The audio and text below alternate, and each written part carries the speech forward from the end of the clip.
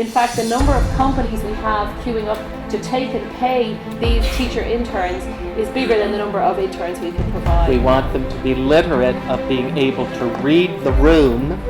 So I'm going to tell you a story about science, technology, health, and education. There's a concern around the world about how is it that we help young people develop in ways. 第一个是国际化，第二个是数字化，第三个是大学科。当然。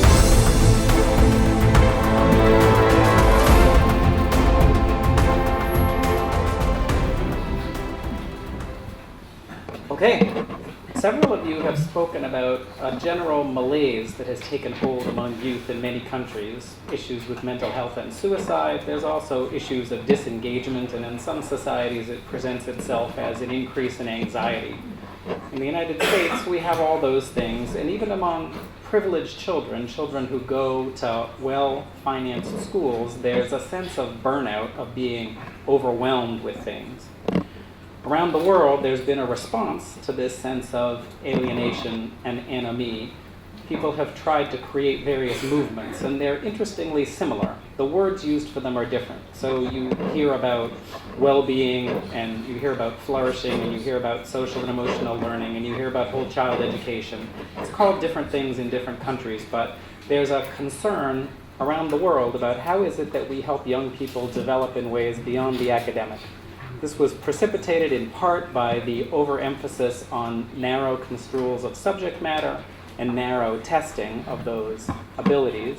So now all of a sudden people are saying, wait, our kids are miserable and we need to do something about it. And schools have to do something about it because schools in part cause the problem. And so what shall we do? We're working on a special issue for the ECNU Review of Education with the title Beyond Well-Being, because we think that well-being is not nearly enough. And the reason we think it isn't enough is because we think it doesn't get down to the level at which this ennui or alienation actually takes place. Just teaching kids to be aware of what emotion they're feeling at the moment, to take an example from the United States, does really nothing to get at the causes of this situation. So we do at Boston College something that we call formative education. Formative education is trying to help develop whole human beings. Whether we like it or not, kids in classrooms have multiple dimensions that are all happening at the same time. They're developing ethically, they're developing interpersonally, they're developing spiritually, they're developing intellectually, and those things can't be separated one from another. You read a novel, you have emotional reactions to it, you relate to the people who say things in class, and it leads you to questions about why you're doing what you're doing anyway. So all of that stuff happens simultaneously. And as educators, I think we have a responsibility to engage with the fact that kids are going through these various developmental processes at the same time. We don't have a right to tell them how they should end up, but we have a right to try to engage them across these dimensions. So one piece of formative education has to do with wholeness. We're dealing with whole human beings, and we have to treat them as whole human beings and foster development across those various dimensions. The second crucial piece has to do with purpose. Humans have some sense of being called to participate in some larger order. We all feel as if we can play some role in making the world a little better than it is, given some ideal that we have of how the world should be, of what it is that we're made to do. We have different conceptions of what that is. It needn't be a religious conception. For some people it is, but it needn't be one. It can be a conception of harmony with the natural world. It could be a conception of an ideal society and ideal forms of human relationship. So it can be a humanistic vision.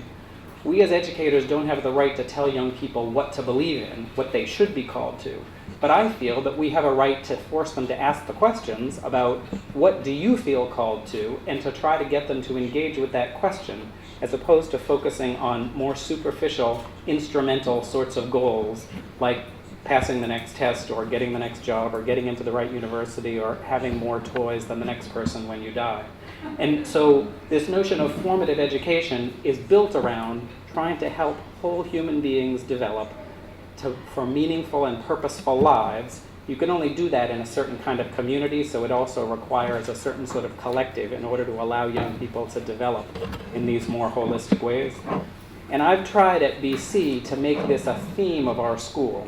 So we have several initiatives where I've tried to encourage faculty to come together and engage with these questions around formative education. whole person education.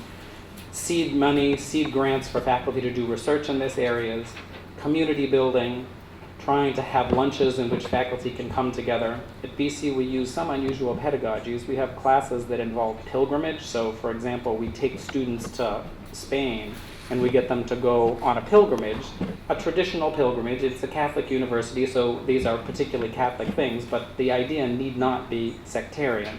So we're trying to give people an opportunity to reflect on why they're doing what they're doing. We have retreats in which we do vocational discernment, which is Jesuit speak for figuring out what you want to do with your life. And in these retreats, that we ask the students 3 questions. What brings you joy? What are you good at? And what does the world need you to do?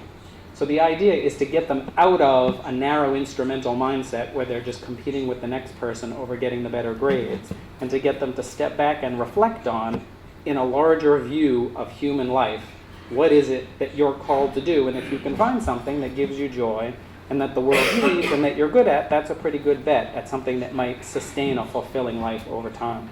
So we spend time at BC trying to help young people engage with these larger questions. And formative education, for me, has started to be a theme of the school where we're trying to get research and professional development and other sorts of community building activities all centered around that idea. Thanks.